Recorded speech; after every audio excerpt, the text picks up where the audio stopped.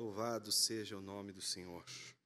Quero convidá-los a abrir suas Bíblias em Gênesis, capítulo de número 32, versículos 13 a 32. Fizeram o exercício de casa?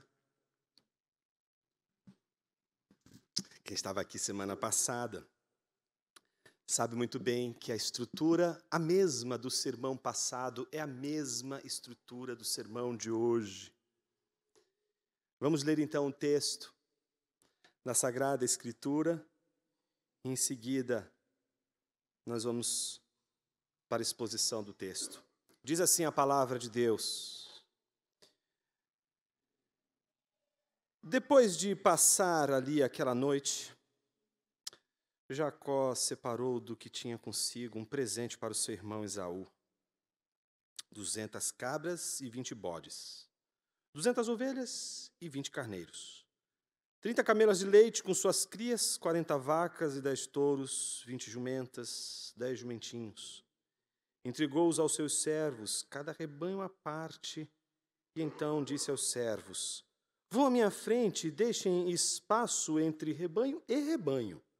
Ordenou ao primeiro servo, dizendo: quando Esaú, meu irmão, se encontrar com você e perguntar: de quem você é? Para onde você vai? De quem são estes animais que você está trazendo? Responda: são do seu servo Jacó, é um presente que ele está enviando ao meu senhor Esaú, e eis que ele mesmo vem vindo atrás de nós. Jacó ordenou também ao segundo, ao terceiro e a todos que vinham conduzindo os rebanhos: é assim que vocês devem falar com Esaú. Quando se encontrarem com ele, também dirão: eis que o seu servo Jacó vem vindo atrás de nós. Porque Jacó pensava assim: eu o aplacarei com o presente que me antecede. Depois eu o verei pessoalmente e talvez ele me dê boa acolhida. Assim mandou os presentes à sua frente. Ele, porém,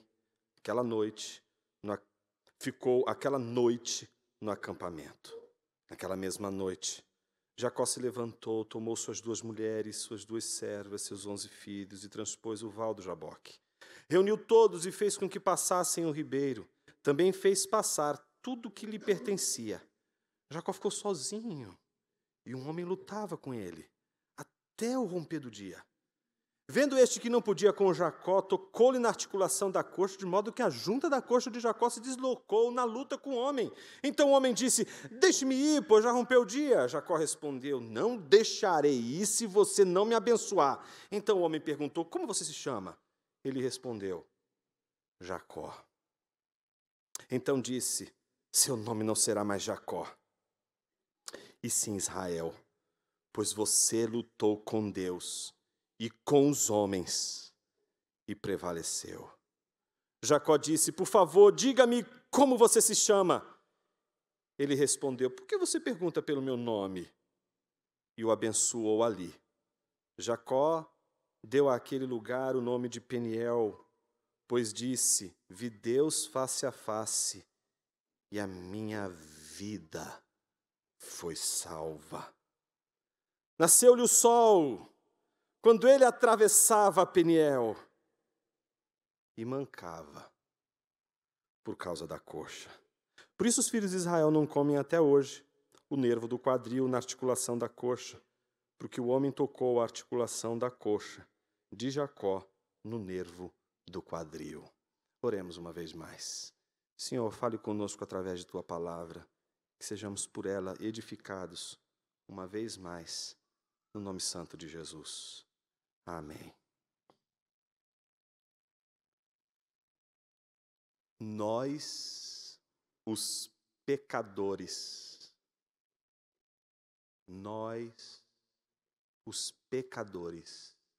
vou repetir. Nós, os pecadores, não podemos ver tua glória sem temor. Como não temer a glória de Deus? Como estar diante do Senhor e não temê-lo? Dizemos isso com muita franqueza de coração, porque todos nós sabemos o nosso passado. Desde a semana passada, estamos lidando com um texto que se aproxima do grande clímax de toda a história dos dois irmãos, a história de Jacó e a história de Esaú. E é interessante como Jacó resolveu todas as questões, mas havia ainda uma questão do passado, de 20 anos atrás, que ele precisava colocar de uma vez por todas uma pedra. Essa pedra era tão pesada, quiçá ela fosse do mesmo peso daquela grande pedra que numa demonstração de força extrema, ele arrancou e arrastou até o poço para impressionar não só a sua amada, mas a todos aqueles que em nome de Labão estavam ali presentes. Ele precisa de todas as forças do mundo para colocar uma pedra numa questão que o aprisiona desde o passado. Me dirijo a você, crente. Crente como Jacó, que dificilmente seria membro de uma igreja hoje. Você, crente, que como Jacó, vive a vida dando cabeçadas, vive a vida fazendo coisas erradas, indecorosas, mas que por obra da graça de Deus foi escolhido, não merecia, é sórdido, predador, caçador, mas Deus chamou, trouxe você, levou você para o redil. E você, mesmo sendo amado por esse Deus, mesmo sendo alcançado por esse Deus, está preso ao passado, está preso aos erros que cometeu, está preso a todas as atitudes e os reveses da vida que aconteceram por sua única culpa. Você que tem carregado uma culpa gigantesca, é uma pedra tão gigante que você, se tivesse uma força tão poderosa, seria capaz de arrastar aquela pedra até essa questão e fazer dessa pedra um ponto final. Acabou. Me dirijo a você, que não consegue andar para frente sem dar 1000 passos para o passado, e num remorso, numa dor terrível do que fez no passado, vive remoendo, batendo a mão na cabeça, dizendo: por que eu fiz isso? Por que eu fiz isso? Se eu pudesse entrar numa máquina do tempo. Olha como o princípio de onipotência nos toma, né? Se eu pudesse entrar no... É como se a gente tivesse o poder de mudar tudo. Então, se eu pudesse entrar no túnel do tempo e voltar, eu faria diferente. Faria a mesma coisa, desgraçado. Porque o problema não está no tempo, na máquina do tempo. O problema não é o tempo, o problema é você. Você é o problema. Por isso, se você toma o seu navio e singra até o coração dos mares, se você faz a sua cama nos céus ou no mais profundo abismo, o problema vai junto com você. E você sabe que o problema vai junto com você, não é porque você é o problema, é que junto com o problema vem o olho divino. Aquele olho que tudo vê. Aquele olho que sabe quem você é. Esse olho, que não é o olho dos irmãos da sua igreja, que não é o olho da sua família, mas é o olho que sabe quem você é e de que material você é feito. A você que desesperadamente bate na cabeça dizendo: Senhor, se eu pudesse mudar a história. O sermão de hoje é dirigido. Jacó, ele fez muitas besteiras. Foi escolhido por Deus, é eleito por Deus. A gente até olha e diz assim, Senhor, mas podia ter escolhido um melhor. Mas aí logo a gente olha para nós e a gente fala, não, Senhor, o Senhor escolheu até bem. Não é isso? Então a gente olha para a história de Jacó e a gente diz, meu Senhor, como é que ele vai sair dessa? E a gente vai vendo como Deus vai entrando na história de Jacó, não no sentido de que ele está inaugurando a história, mas como ele, que está presente o tempo todo nessa história, vai dando a conhecer a sua presença na história para Jacó, como Deus vai se mostrando presente a Jacó. Ele está presente, mas é como ele vai se mostrando presente. A escada está o tempo todo ali. A pergunta é como ela aparece, como ela surge, como ele vê essa escada e como ela se caracteriza como um Deus presente. No momento em que ele julgava Deus não estar presente. Não são poucas, mas muitas as pessoas que com débitos no passado, e porque a conta chega. É simples assim, a conta sempre chega. Quando estão diante da conta, dizem, o que eu vou fazer? Como é que eu lido com isso? Imagina quantas pessoas, quantas e quantas pessoas fizeram coisas erradas, entraram por outro caminho e fizeram outros caminhos errados de novo, e erraram de novo, e erraram de novo, e agora elas precisam consertar a vida. Não tem mais perdão, não tem mais conserto, não tem mais transformação, não tem mais mudança. Nada muda. Estamos lançados no inferno dessa vida, de erro em erro, erro em erro, erro em erro, sem absolutamente nenhuma transformação. Estamos já condenados.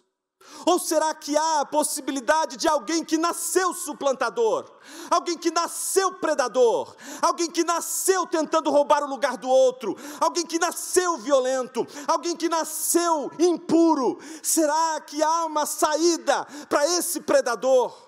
Me dirijo a você, que sabe, que luta o tempo todo contra os seus pecados e diz o tempo todo, Senhor, como eu me livro dessa sanha que me alcança desde o passado?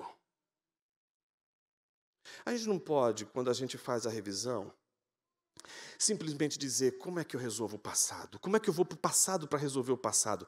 A gente não pode fazer isso explodindo o presente, porque o presente está aí. Você realizou um monte de coisas, e as coisas que você fez e que não deu certo, vêm acompanhadas das consequências de tudo isso que deu errado, e elas estão aí, elas são fruto, são consequências de coisas que não deveriam ter sido como foram, mas foram, aconteceram, estão aí diante de você. A grande pergunta é, como você vai lidar com isso? De uma maneira irresponsável? Vou explodir com todas as coisas que eu tenho agora, vou voltar para o passado. Vou tentar recuperar um casamento que eu perdi lá no passado.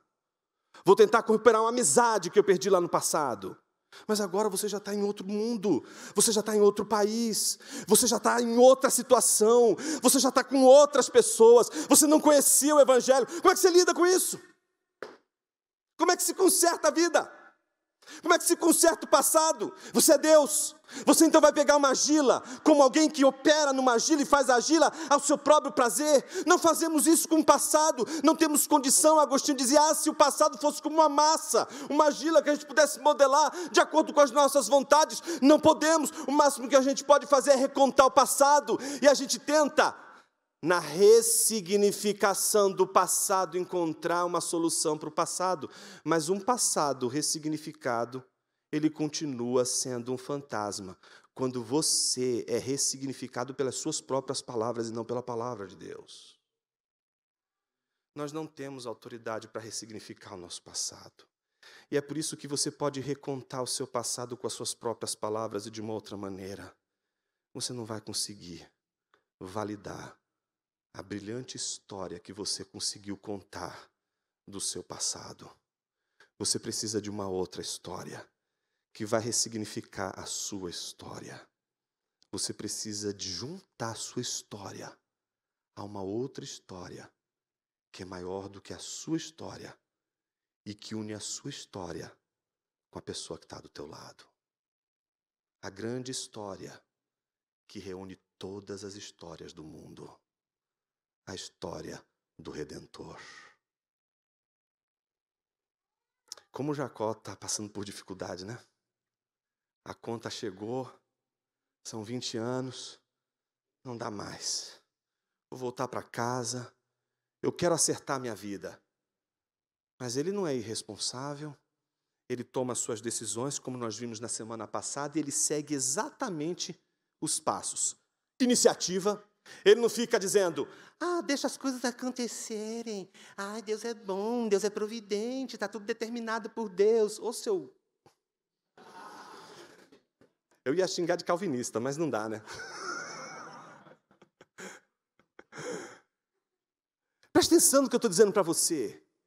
A predeterminação que você estabeleceu é só uma quimera da sua cabeça.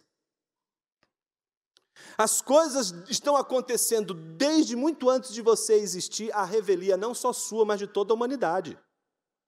Elas seguem o curso de Deus.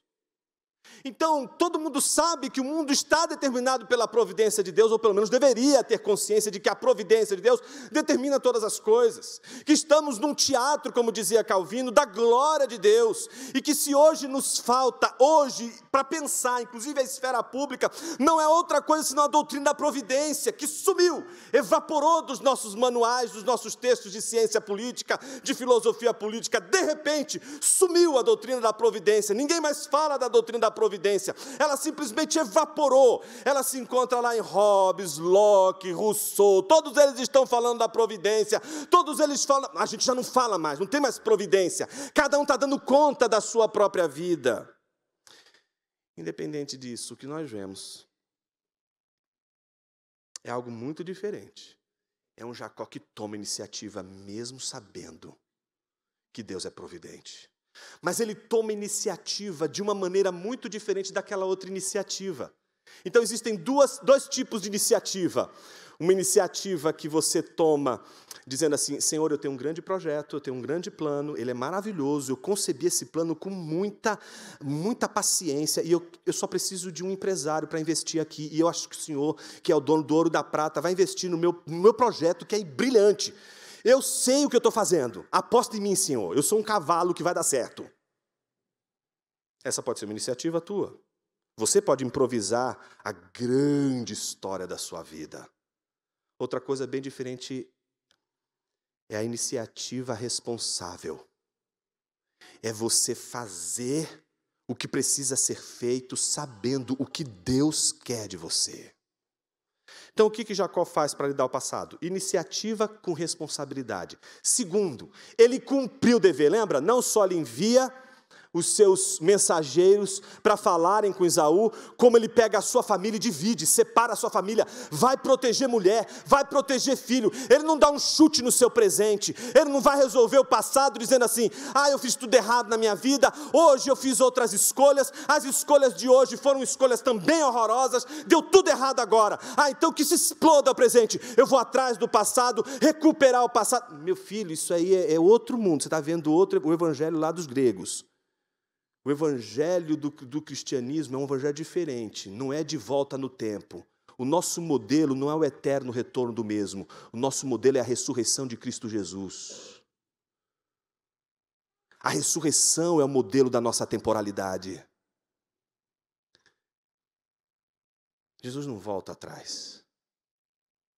A gente olha e não reconhece ele. Alguma coisa está diferente. Mas é claro que tinha que ser ele. Ele, quando falava, a gente não ardia o coração. É claro que não é, parece não ser a mesma coisa. Mas é ele, não tem como não ser ele. Aí quando se descobre que realmente é ele não está mais ali. Todo mundo tem dúvida, será que é ele mesmo? Tem alguma coisa diferente. Mas as chagas estão ali. A ressurreição não apagou as marcas da crucificação.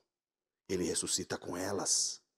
Se existe algo pelo qual Cristo vai ser identificado, é por aquelas chagas que foram marcadas naquele momento, e Jesus não faz uma operação plástica para se livrar daquelas chagas, mas pelo contrário, ele diz a Tomé, se você quer saber quem eu sou, põe a sua mão nas minhas chagas, porque é pelas suas chagas, pelas feridas do teu passado, que a gente sabe quem você é. Você não é seu nome apenas. Você é seu nome e toda a sua história. Se você diz assim, Ah, meu nome, eu vou falar uma pessoa que eu conheço, Jeff, para não cometer equívocos. E eu digo, conheço o Jeff, o nome Jeff, para mim o nome Jeff é tem um monte de gente chama de Jeff aí, certo? Mas quando eu digo, Jeff, quem é você? E o Jeff diz assim, eu sou um dos pastores da Igreja Batista da Palavra. Ele não me diz muita coisa, porque pode aparecer, tomara que não, um outro Jeff, que faça parte do presbitério da igreja. Seria uma confusão enorme. Como é que a gente vai decidir quem é o Jeff que a gente está se referindo? Então, seria muito complicado. Então, o que vai definir para a gente quem é Jeff? Quando o Jeff parar e dizer, eu sou o Jeff dessa história, eu venho de tal lugar, eu ia contar a maior desgraça que é ser torcedor do esporte, mas não sei, né? Enfim, imagina, ele vai contar a história dele. E quando ele conta a história dele, ele me diz muito sobre quem ele é. Você não diz quem Jesus é mostrando Jesus para as pessoas. Ninguém evangeliza dizendo, olha, Jesus é a segunda pessoa da Trindade, certo? Então, ele é o Deus encarnado. A gente conta a história. O evangelho é uma história que a gente conta. Se alguém quer saber quem é Jesus, é pela história de Jesus que a gente sabe quem é Ele. Minha pergunta para você hoje é uma só. Qual é a sua história? Quem é você? Se você não sabe sua história, se você não sabe de onde Deus te tirou, você não sabe nem onde você está e nem para onde Deus vai te levar. Então, o nosso presente não pode ser tratado de maneira irresponsável. A gente tem que cuidar do nosso presente. Somos responsáveis com o presente.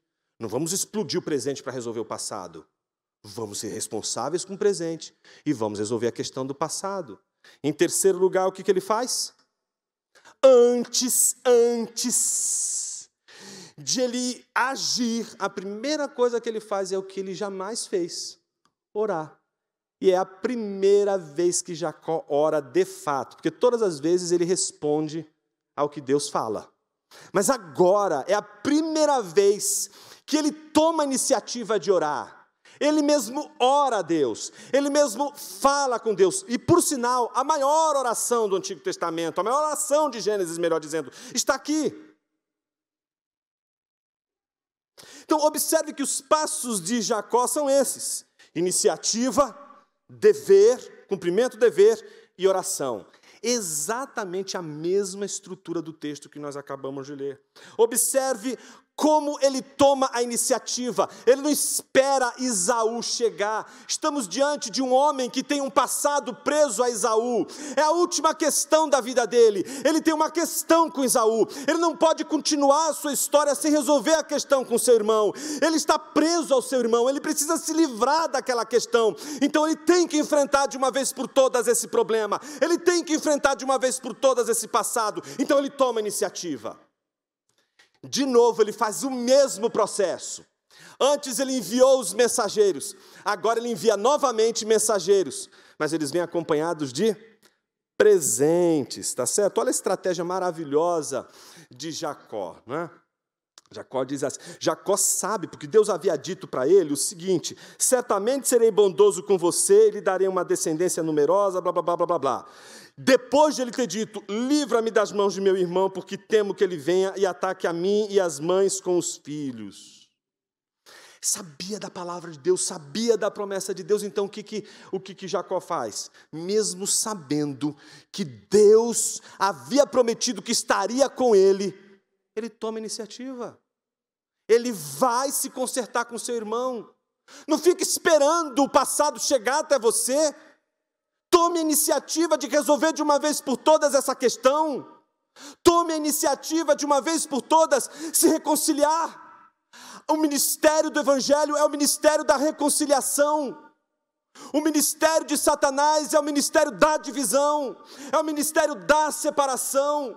O ministério do Evangelho é o ministério da reconciliação. E não há reconciliação sem perdas, não há reconciliação sem humilhação, não há reconciliação sem reconhecimento e confissão e arrependimento.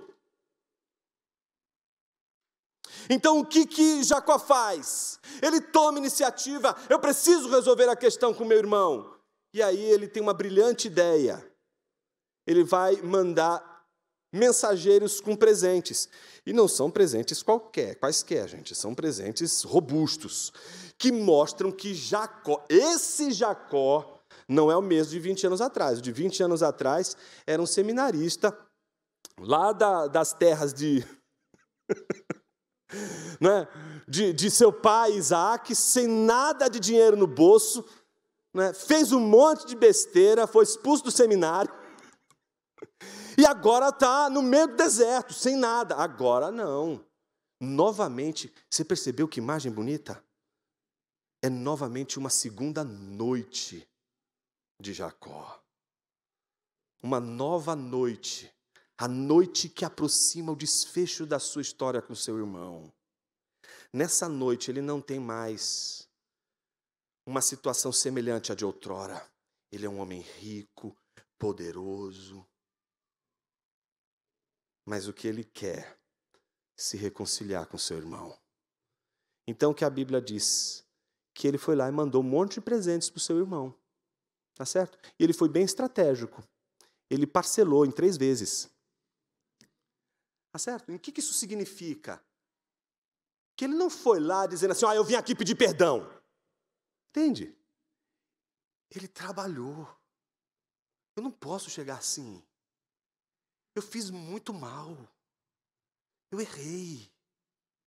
Eu tenho que fazer de um jeito que eu possa ser pelo menos ouvido. E se ele me rejeitar, tudo bem.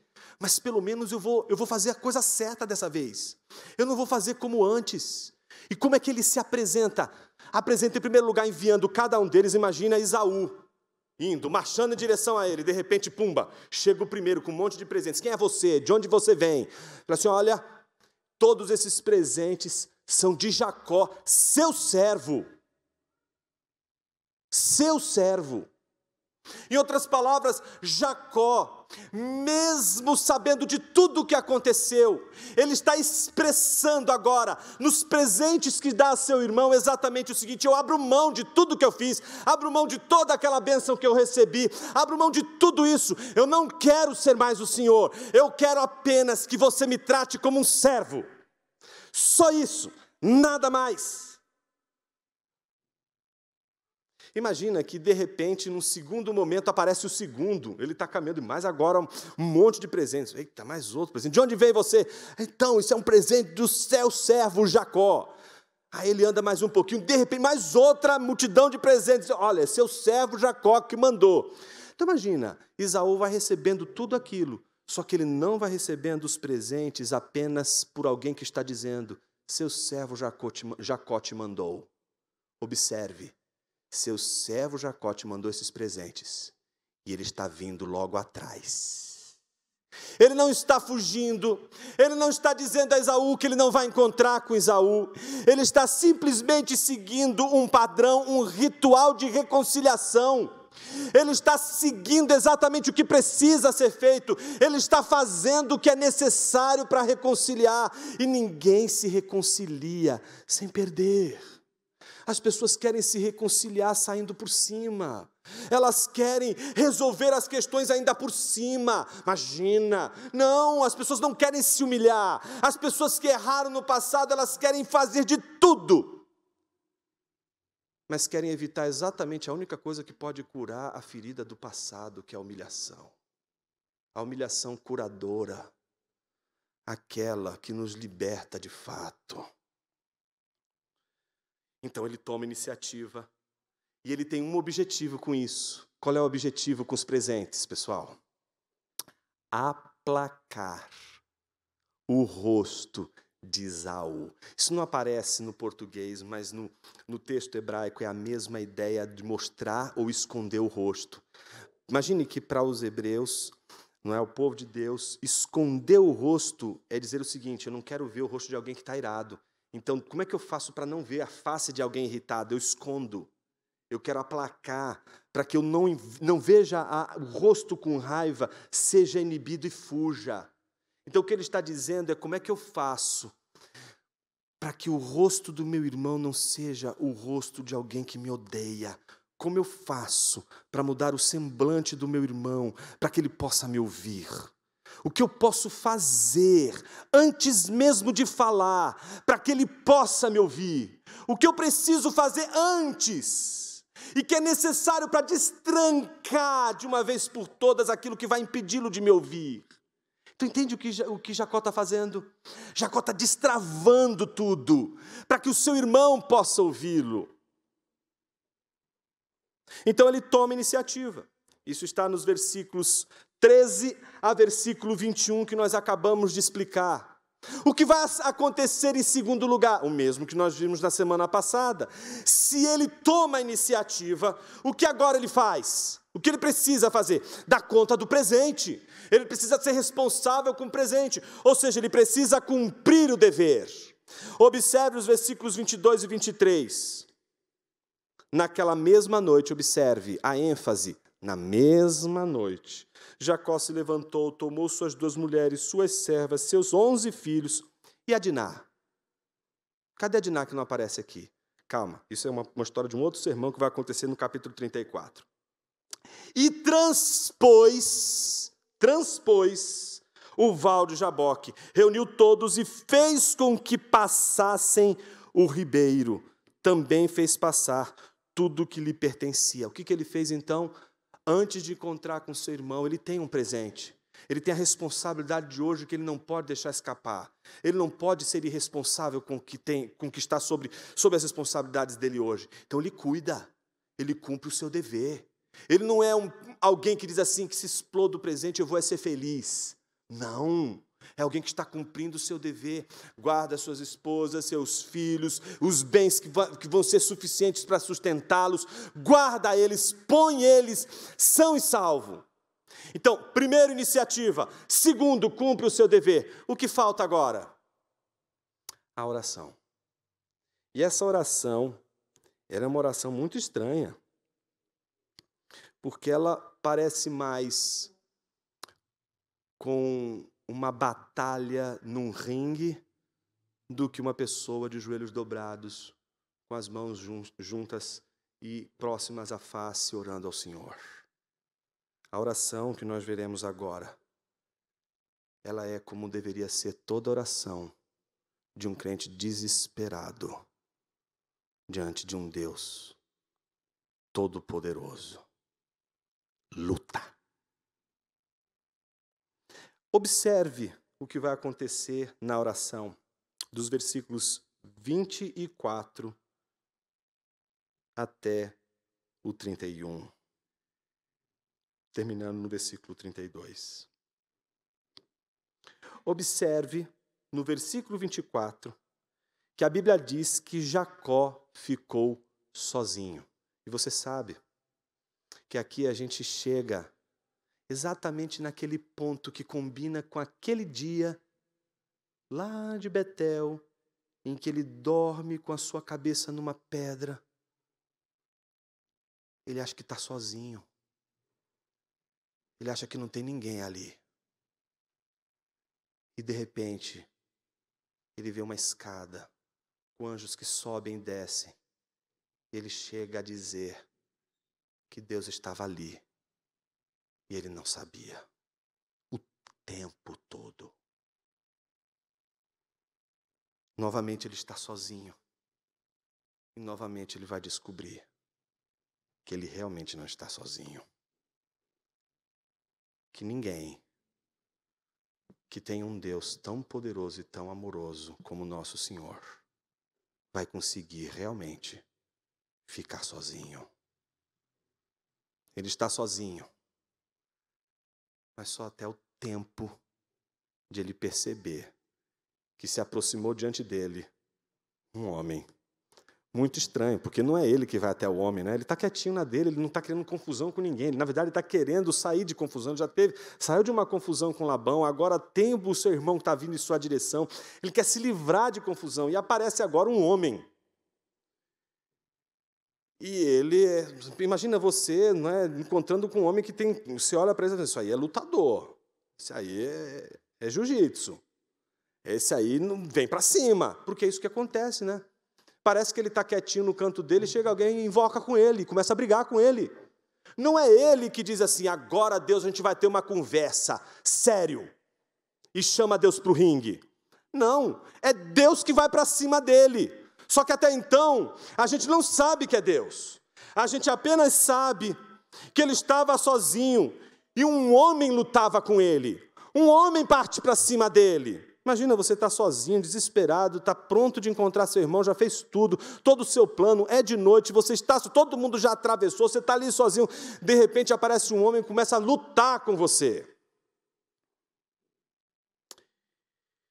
Mas esse homem, ele não sabe.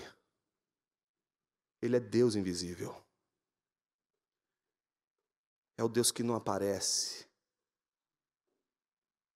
como Deus, mas como um homem lutando com ele. Um Deus que vem até ele para lutar com ele. E lutar com Jacó é algo muito significativo, porque desde pequeno, Jacó é lutador. Jacó é briguento. Desde pequeno. Sabemos também da força de Jacó. Sabemos o quanto Jacó era admirado pela força que possuía. E parece que enquanto a força de Jacó, que é a única coisa da qual ele pode realmente dizer, isso aqui eu domino, isso aqui eu tenho, é a última coisa que Deus precisa tratar antes dele se reconciliar. A única coisa que fez inclusive com que Jacó fosse aceito por Labão e fizesse com que Labão desejasse ele por 20 anos ali, servindo a ele, é justamente a sua força. Sua força foi desejada por Labão, sua força era grande, o grande atrativo de Jacó. E é justamente a força de Jacó que será tratada por Deus antes da reconciliação. Deus não vai permitir que você fique forte o suficiente para se entregar a Ele. Ninguém se entrega ao Senhor enquanto tiver 1% de força ainda. A gente só entrega tudo ao Senhor quando não tem mais força nenhuma. Quando nós fomos totalmente vencidos. Então o que acontece nessa passagem? Um Jacó forte que um dia pegou uma pedra tão gigante e moveu, pedra que 12 homens teriam dificuldade de levantar.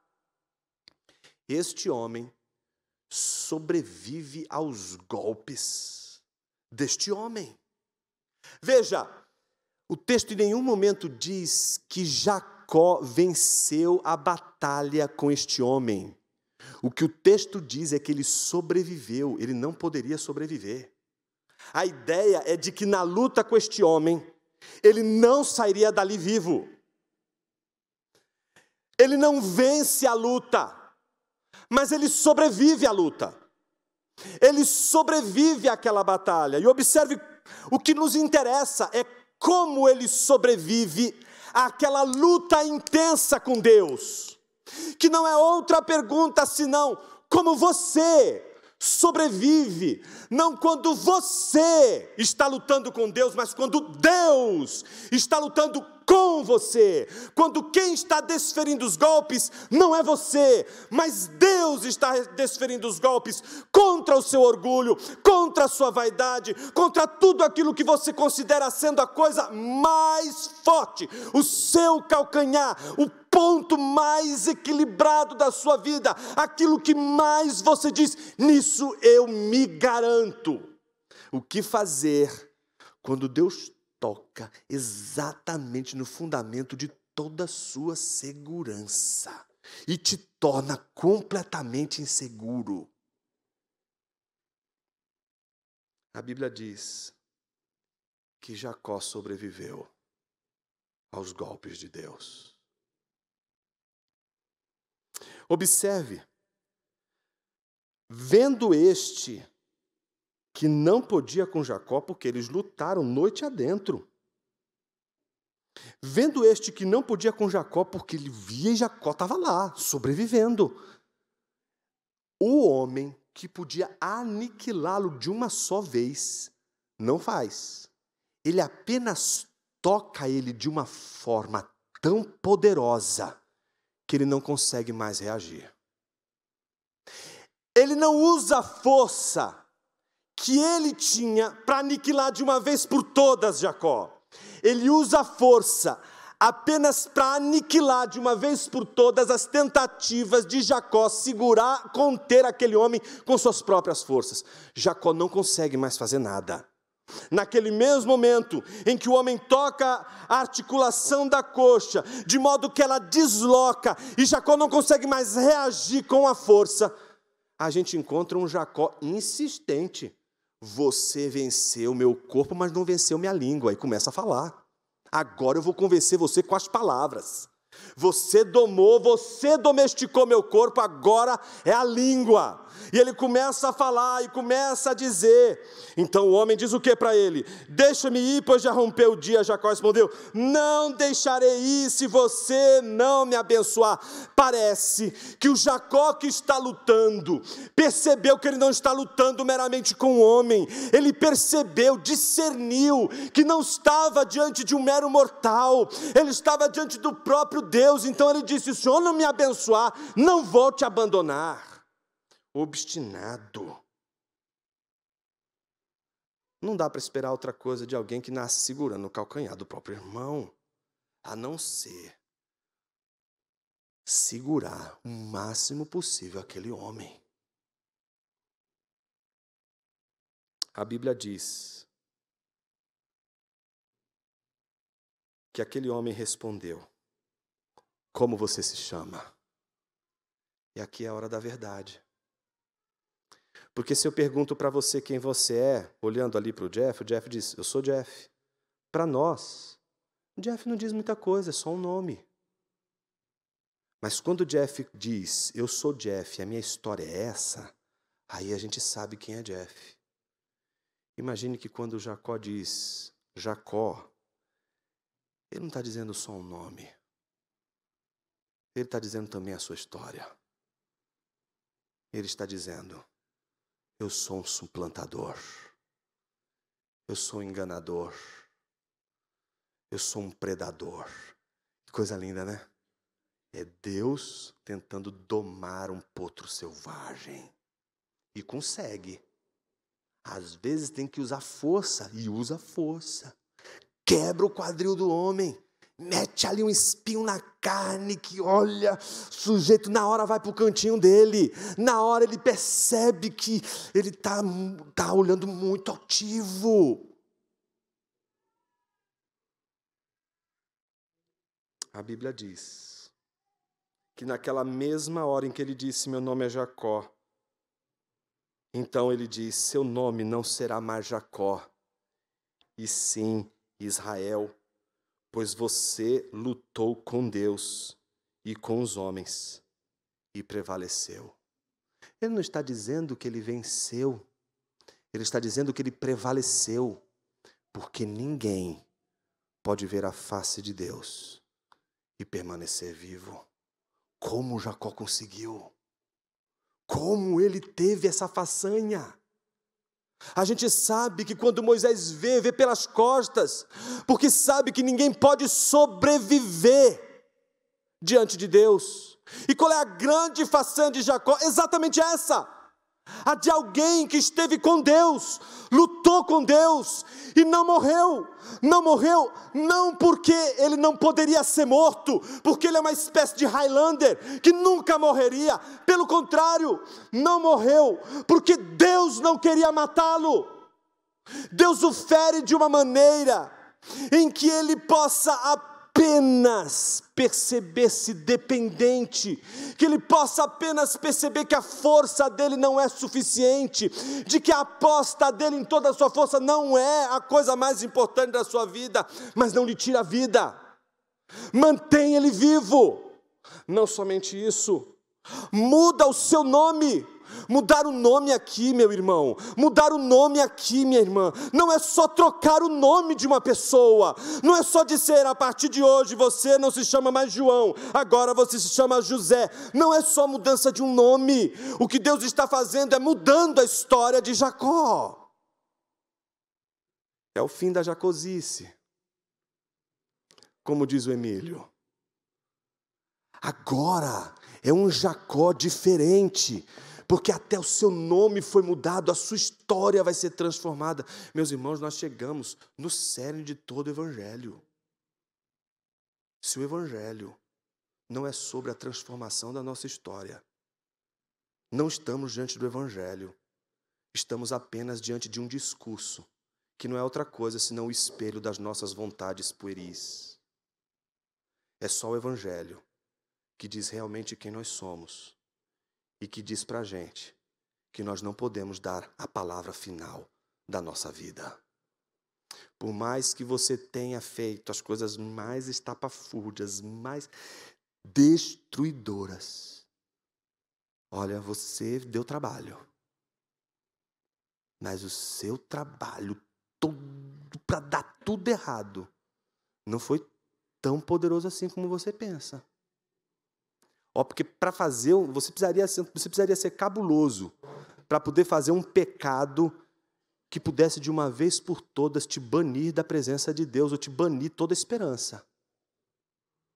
Só existe um pecado que pode acontecer isso. Eu não estou me referindo à blasfêmia do Espírito Santo.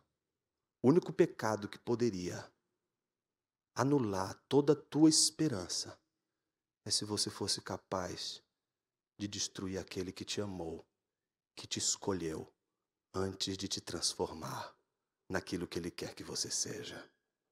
Ele não te amou como Ele quer que você seja. Ele te amou mesmo você sendo quem você é. E o seu amor é tão poderoso que Ele te ama e não aceita que você permaneça como você é.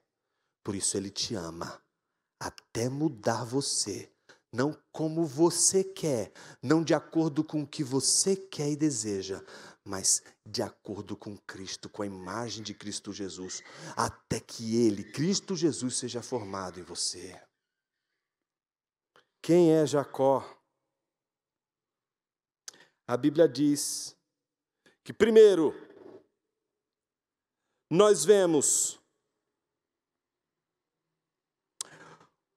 um homem que não venceu na força, que disse, vou tentar com as palavras, persevera com as palavras, não quer deixar o homem ir embora, que agarra a Deus como um dia agarrou os pés do seu irmão, mas que ao mesmo tempo é transformado por este homem, que não é outra pessoa senão Deus, que aparece na forma de um homem, e que realiza uma transformação tão poderosa na vida de Jacó, que faz Jacó desejar conhecer algo que não seja o próprio espelho.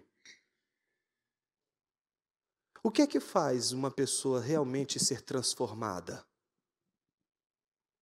A descentralização de si mesmo.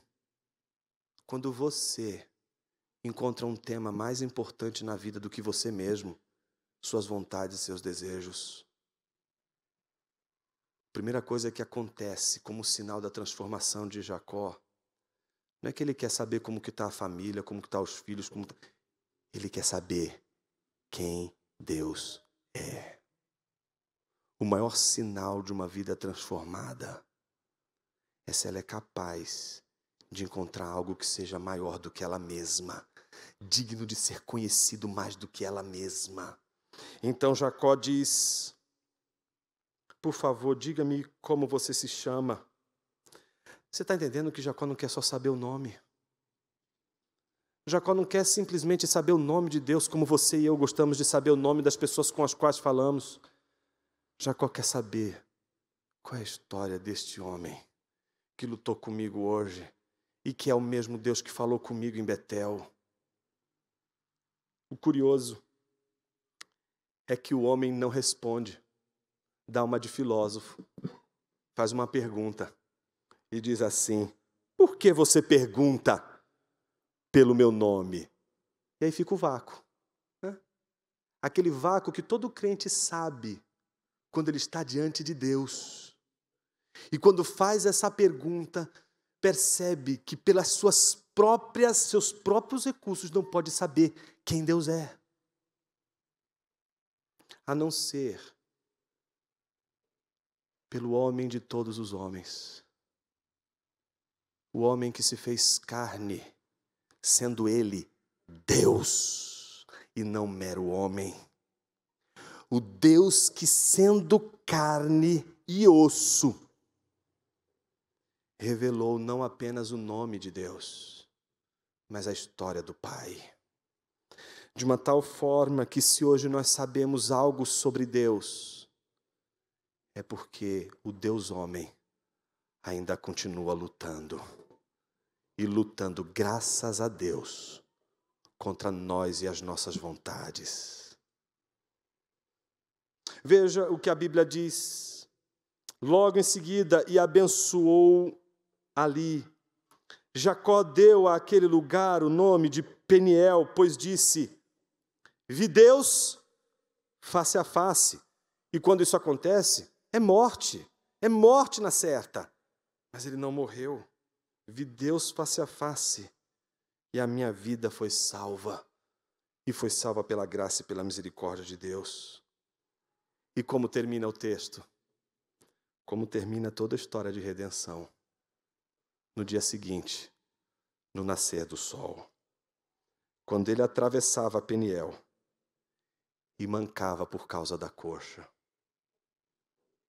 Será que você consegue perceber no seu caminhar a sua perna manca? Será que você consegue, se você pudesse olhar para trás, perceber que nas pegadas que você deixa, uma das pernas está sendo arrastada? Será que você consegue perceber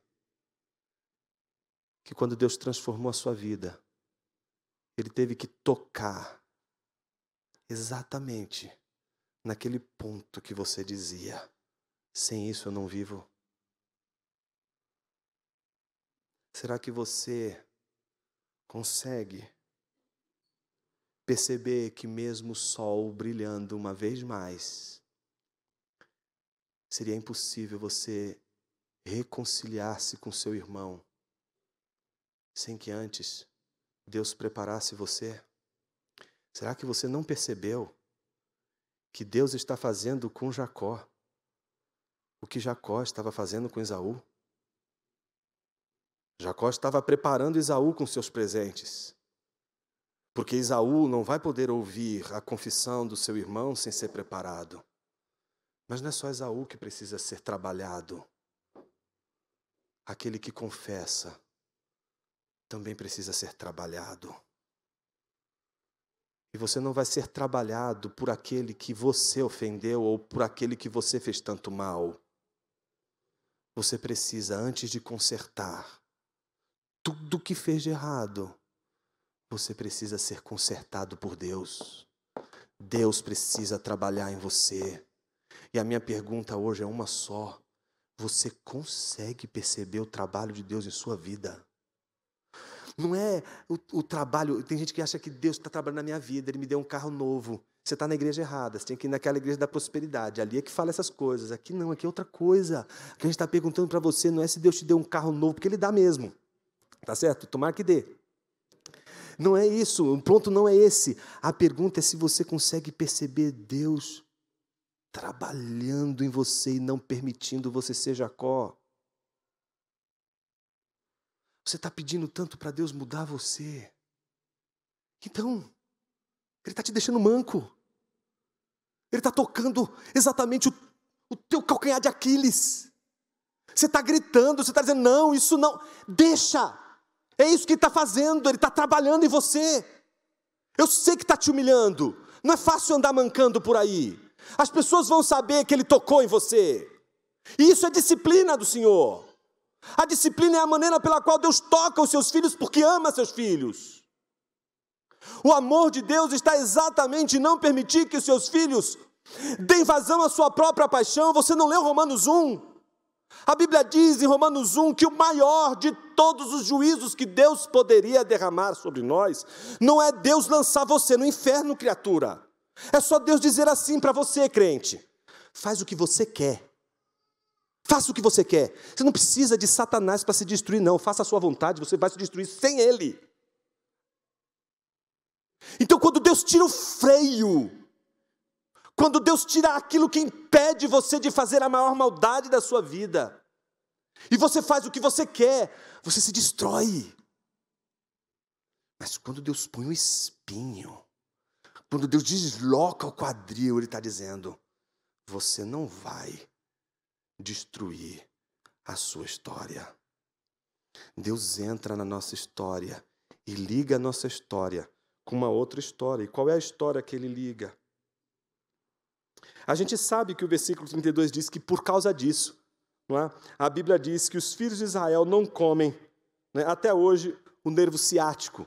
Não vão comer nada que diz respeito àquela região, justamente porque o homem, este Deus em forma de homem, que aparece na forma de um homem, tocou a articulação da coxa de Jacó no nervo do quadril. Ou seja, há algo que vai lembrando o tempo todo a história de um patriarca que tinha tudo para dar errado, mas Deus não permitiu que ele destruísse a história da redenção.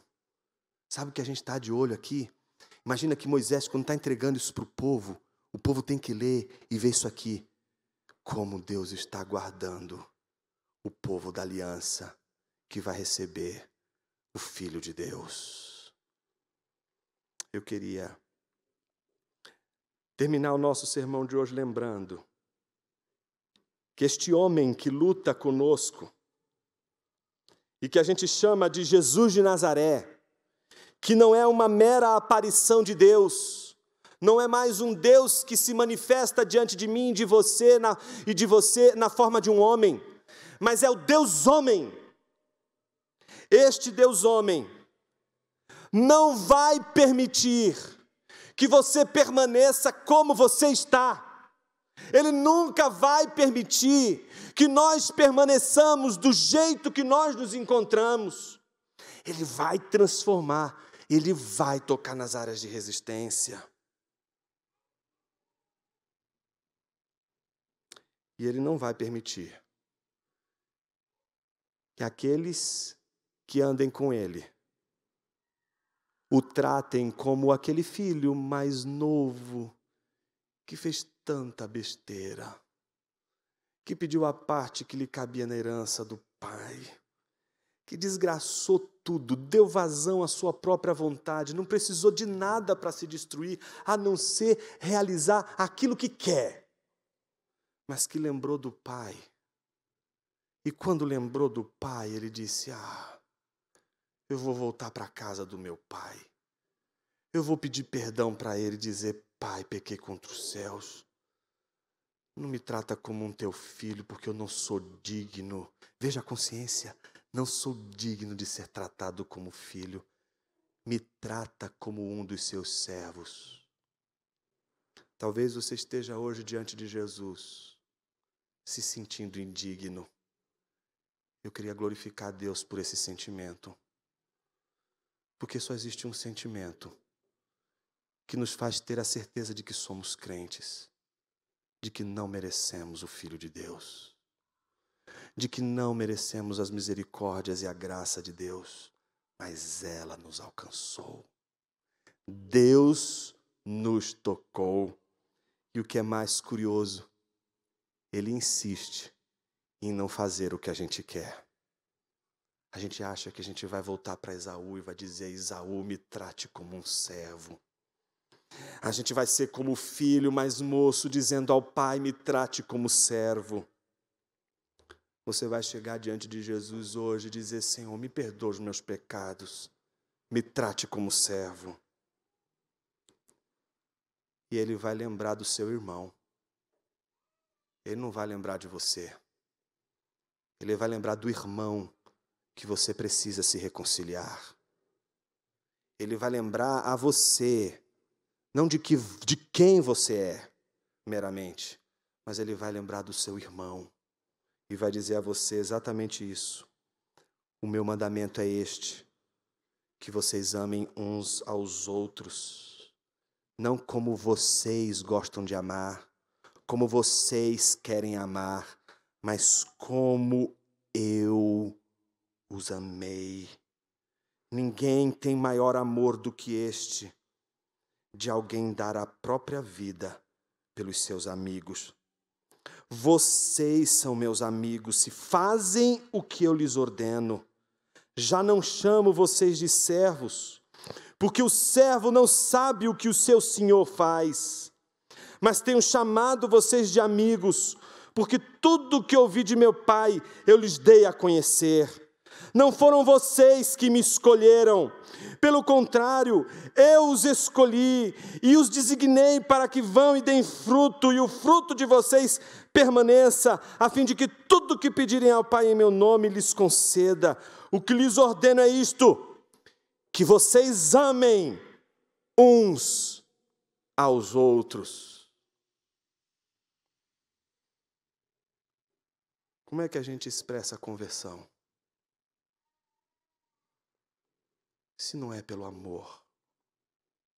Não como a gente costuma oferecer, mas é aquele amor de Jesus.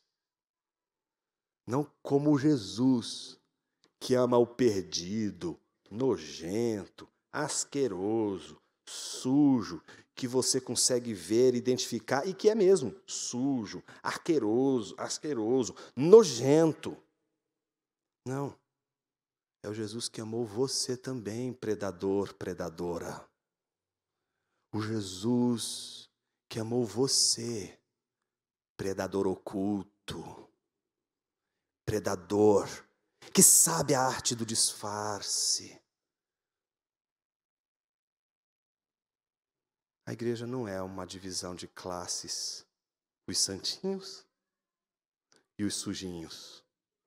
Os sujinhos, com a vida toda destruída, com a vida toda desgraçada, que só fazem besteira. Esses são os crentes de segunda classe. Agora a gente tem os crentes de primeira classe. Os de primeira classe são aqueles que não têm pecado. Não tem pecado não, irmão. Tem pecado sim. A Bíblia diz que todos pecaram. Então pode ter certeza que o irmão que está cheirosinho está fedendo também. O problema não é o fato de que nós temos pecado, porque todos pecamos. O problema não é que alguns vão ter os seus pecados revelados e outros ocultos. O problema é que o fedor do pecado, ele fica impregnado, não é nas nossas narinas, é na nossa imaginação, é nos nossos pensamentos e nas nossas palavras. Por isso a minha pergunta para você é uma só. Quem é você? Jacó ou Israel? Quem é você? Aquele que sabe de onde Deus te tirou, ou alguém que ainda anda sem perceber no rastro que deixa uma perna que manca, como a marca de que Deus não lhe permitiu ser do jeito que você gostaria de ser. Minha oração hoje é para que a gente apenas lembre de onde Deus nos tirou. Será que você pode curvar sua cabeça por um momento?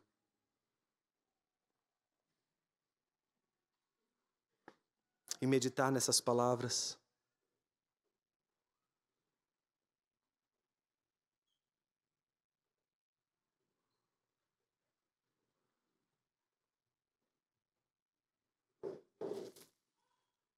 Sabe o que é curioso enquanto você medita?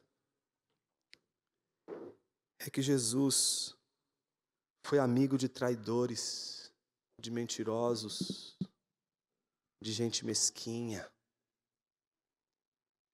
Ele amou traidores até o fim. E um desses traidores, ele entregou sua própria igreja.